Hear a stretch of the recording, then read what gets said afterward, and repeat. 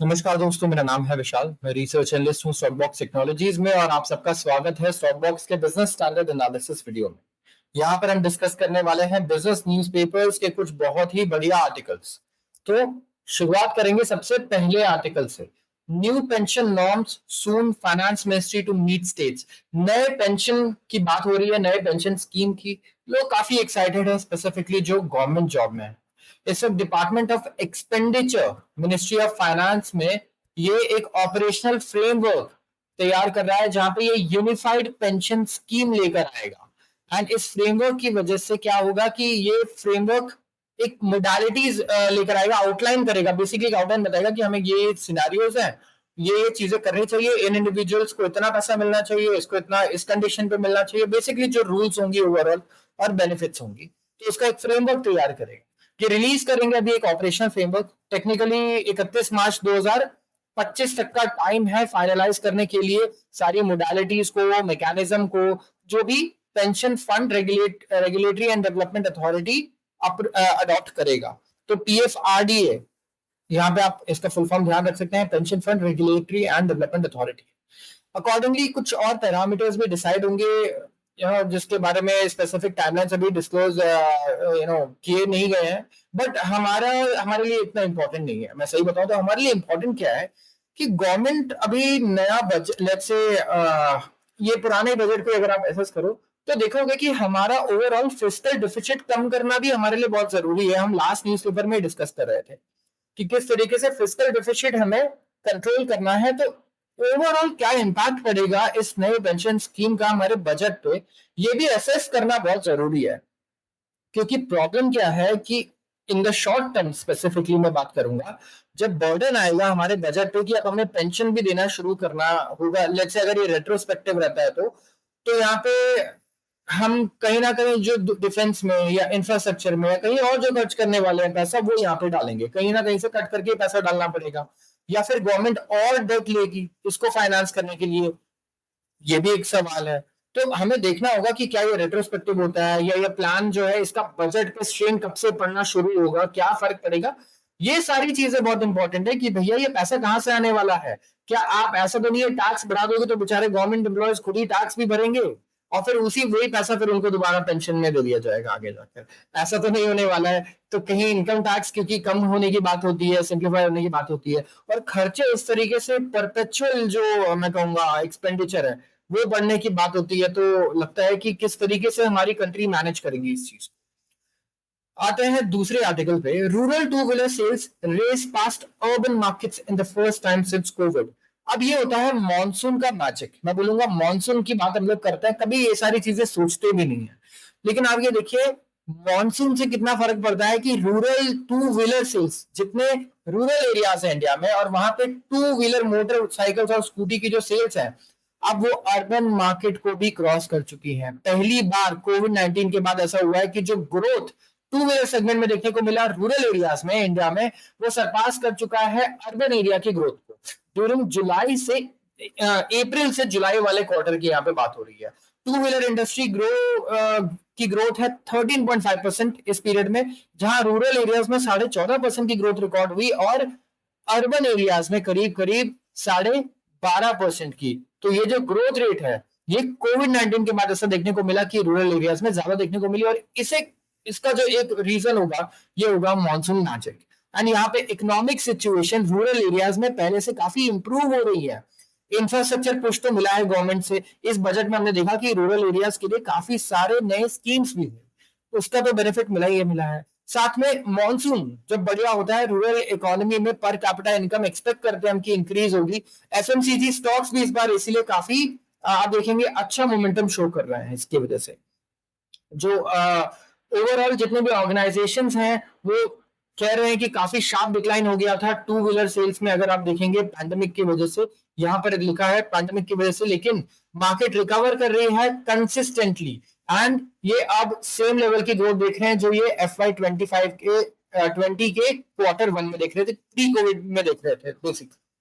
तो rural markets काफी अच्छा पिक कर रही है। Rural proportion of two wheeler sales अब 52% हो चुका है as compared to 48% for urban areas. उनका कहना है कि जो गवर्नमेंट के इंफ्रास्ट्रक्चर इन्वेस्टमेंट्स हैं, इंप्रूविंग रोड कंडीशंस हैं, ये इन कंपनीज को बहुत फायदा पहुंचा रहे हैं, जो टू व्हीलर कंपनीज है स्पेसिफिकली, क्योंकि रूरल एरियाज में जैसे जैसे इंफ्रास्ट्रक्चर डेवलप होगा, लोग ऑफ कोर्स गाड़ियों पे शिफ्ट होना शुरू होंगे। Zomato eyes new district with third super brand. अब जोमैटो यहाँ पे दो बड़े ब्रांड्स क्रिएट कर चुका है, एक तो जोमैटो फूड डिलीवरी और दूसरा मैं कहूंगा ब्लिंकिट। अब दो प्रॉफिटेबल सेगमेंट क्रिएट करने के बाद अब जो चीफ एग्जीक्यूटिव है जोमैटो के, दीपेंद्र गोयल, अब ये देख रहे हैं कि ये थर्ड लार्ज बिजनेस बनाए, जिसे हम कहेंगे business sorry district app. District app नाम दिया है, ये बिजनेस टू कंज्यूमर बिजनेस होगा। बिजनेस मॉडल इसका मतलब देखिए, जैसे बिजनेस टू बिजनेस वो कंपनीज होती है जो एक बिजनेस दूसरे बिजनेस को सपोर्ट कर रहा है। जैसे आप मैकडोनल्ड्स को अगर बन, चीज और पोटेटोज ये सारी चीजें बेचेंगे, तो आप बिजनेस है और दूसरे बिजनेस को बेच रहे हैं, लेकिन मैकडोनल्ड्स हमें वो बेच रहा है एज अ फिनिश्ड प्रोडक्ट, तो बिजनेस टू कंज्यूमर हुआ। वैसे ही बिजनेस टू कंज्यूमर ऐप होगा जिसका नाम होगा डिस्ट्रिक्ट ऐप। कुछ ही वीक्स में रोल आउट होने वाला है, एक नया वर्टिकल होगा यहाँ पे। और अभी हमने देखा यहाँ पे जोमैटो ने पेटीएम से टिकटिंग बिजनेस खरीदा है पेटीएम का, और यहाँ पे of course unorganise live events और टिकटिंग मार्केट पे फोकस किया जाएगा इस एप्लीकेशन पे।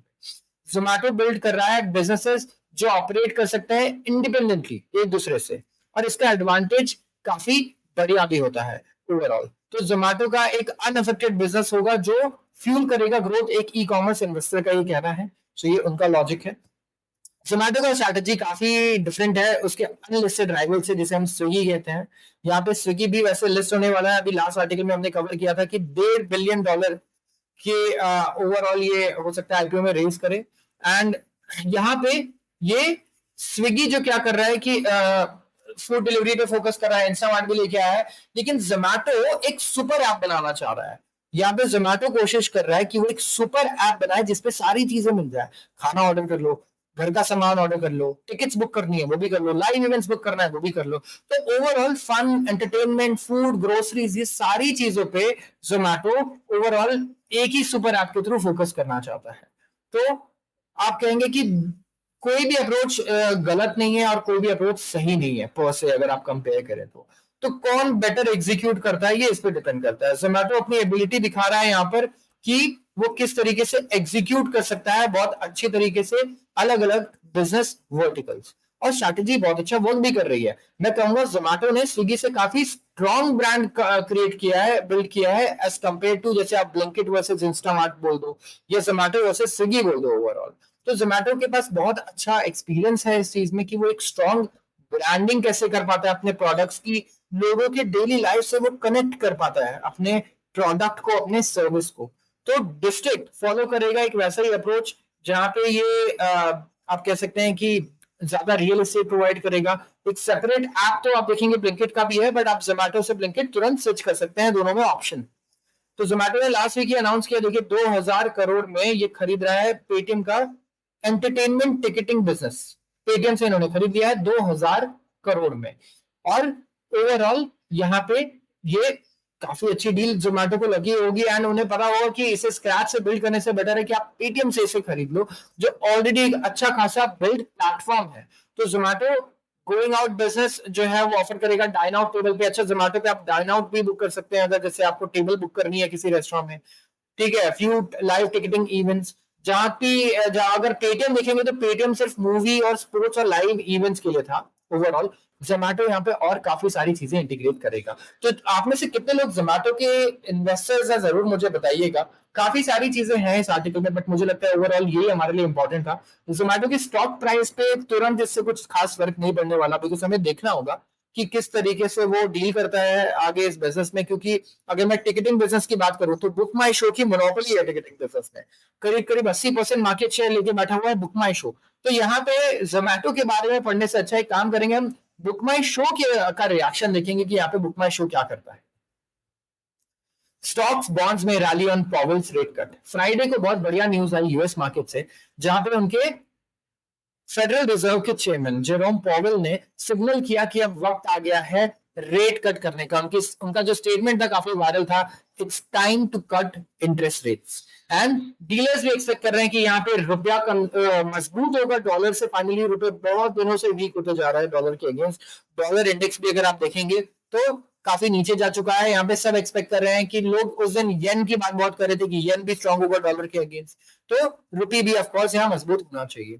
जो 10 ईयर यूएस के ट्रेजरी बॉन्ड यील्ड है ये करीब 7 बेसिस पॉइंट्स डिक्लाइन हुआ है, और हम ये एक्सपेक्ट करेंगे कि आगे ऐसे ही होता रहेगा, बॉन्ड यील्ड सब डिक्लाइन होना शुरू होंगे जैसे जैसे आगे ये फैक्टर इन करते रहेंगे कि रेट कट होने वाला है। अब रेट कट 25 बेसिस पॉइंट होगा या 50 बेसिस पॉइंट, मींस 0.25% होगा या 0.5%, ये हमें देखना है, क्योंकि 25 बेसिस पॉइंट तो ऑफ कोर्स मिनिमम एक्सपेक्टेड ही है, लेकिन कई लोग प्रोपोगेट कर रहे हैं कि ये 50 बेसिस पॉइंट भी हो सकता है, जो शायद मार्केट में पूरी तरीके से अभी प्राइसिंग नहीं किया है। प्राइसिंग करने का मतलब क्या होता है कि अगर आपको पता है कि 10 तारीख को ना इस कंपनी का रिजल्ट बड़ा अच्छा है, तो मार्केट आज ही बढ़ जाएगा। 10 तारीख को मार्केट में कुछ नहीं होगा अगर आप वेट करो कि रिजल्ट अच्छा आएगा उसके बाद मार्केट ऊपर जाएगा, नहीं, ये नहीं होने वाला है ओवरऑल। तो एक्सपर्ट सजेस्ट कर रहे हैं कि मार्केट्स ने फुल्ली प्राइसिंग कर लिया है 25 बेसिस पॉइंट का रेट कट, एंड सितंबर में ये होगा। अगर ये 0.5% होता है तो ओवरऑल मार्केट्स तब हो सकता है और बढ़िया रिएक्ट करे। अब बॉन्ड यील्ड्स को अगर आप देखेंगे ना, तो आप देख सकते हैं कि बॉन्ड मार्केट किस तरीके से रेट कट को फैक्टर इन कर रहा है। स्टॉक मार्केट से ज्यादा एक्यूरेटली बॉन्ड मार्केट को लोग वॉच करते हैं, क्योंकि वो ज्यादा एक्यूरेट प्रेडिक्शन हमें देता है। सो फार अगर देखिए इस साल बेंचमार्क यील्ड 19 बेसिस पॉइंट, करीब करीब 19 बेसिस पॉइंट से गिर चुका है, जबकि ये 31 बेसिस पॉइंट बढ़ा था इस कैलेंडर ईयर। ओवरऑल अगर आप देखिए निफ्टी और सेंसेक्स को तो देखिए कुछ ज्यादा फर्क पड़ ही नहीं रहा किसी चीज से। हमारे यहाँ तो ओवरऑल देखने जा रहा है कि परफॉर्मेंस बिल्कुल स्ट्रेट अप बुलिश है। इस साल के जनवरी से अगर आप देखें या अक्टूबर से जो हमारी रैली शुरू हुई है 19,000 से हम 25% रैली कर चुके हैं नॉन स्टॉप। बड़े बड़े कुछ सेटबैक्स आए लेकिन वो एक दिन से ज्यादा नहीं टिके। तो ओवरऑल इंडिया में तो चाहे शायद इससे कुछ एक दो दिन के लिए बड़े बड़े नेगेटिव रिएक्शन आ जाता है, हम देख रहे हैं कि मार्केट में जिस हिसाब से पैसे का इनफ्लो आ रहा है म्यूचुअल फंड्स डोमेस्टिक फंड से, अभी पिछले हफ्ते 2 दिन एफआईआईज ने भी बाइंग की है इंडिया में। तो हमें ये देखने को मिल रहा है कि इंडिया में तो कोई पॉजिटिव ही हमें रिएक्शंस हर जगह एस्टिमेट कर पा रहे हैं हम लोग। तो रुपी ओपन हुआ करीब 83.85 पर डॉलर, बट ये डिपेंड करता है आरबीआई के इंटरवेंशन पे भी। एंड हम मंडे को ओवरऑल यही हमें आज देखना होगा कि आरबीआई इंटरवेंशन यहाँ होता है या नहीं rupee. Russian bond Telegram CEO arrested Paris airport. France से बहुत ही शॉकिंग न्यूज आई। टेलीग्राम के फाउंडर पावेल डुरोव, जो रशियन बॉन्ड बिलियनर है, फाउंडर है और ओनर है टेलीग्राम मैसेजिंग ऐप के, इनको अरेस्ट कर दिया गया फ्रांस के एयरपोर्ट से। अब लोग ये कह रहे हैं कि ये रशिया से इसीलिए भागे थे क्योंकि वहां पे जो गवर्नमेंट है वो फ्री स्पीच नहीं अलाउ करती है रशिया में ऑफ कोर्स, एंड काफी सिविल लिबर्टीज नहीं है। तो ये वहां से भाग करके दूसरी कंट्रीज चले गए और वहां से इन्होंने टेलीग्राम को ऑपरेट किया। लेकिन अब फ्रांस इन्हें अरेस्ट कर रहा है, तो काफी जितने बड़े बड़े बिलियनर्स अगर आप देखिए एलन मस्क वगैरह को भी, तो सब क्रिटिसाइज कर रहे हैं कि ये इनके राइट्स के अगेंस्ट है और ये ऐसा कुछ नहीं कर रहे हैं जो ये वारंट करता है कि आप इन्हें अरेस्ट करें ओवरऑल। तो कोई ऑफिशियल कंफर्मेशन नहीं आई है फ्रांस से अरेस्ट की, लेकिन फ्रेंच पुलिस सोर्स ने कहा है और एक रशियन सोर्स ने भी कहा है ऑन कंडीशन ऑफ एनोनिमिटी कि इनको अरेस्ट किया गया शॉर्टली जब ये एयरपोर्ट पे अराइव हुए on a private jet from Azerbaijan, and इनके पास dual French and UAE citizenship है, ठीक है। एंड इन्हें अरेस्ट किया गया प्रिलिमिनरी पुलिस इन्वेस्टिगेशन के लिए। देखिए टेलीग्राम के ऊपर काफी सारे एक्यूजेशंस लगते रहे जो सबको पता भी है कि काफी सारा इलीगल कंटेंट वहां पे प्रेजेंट है और टेलीग्राम कुछ नहीं करता इसे रोकने के लिए।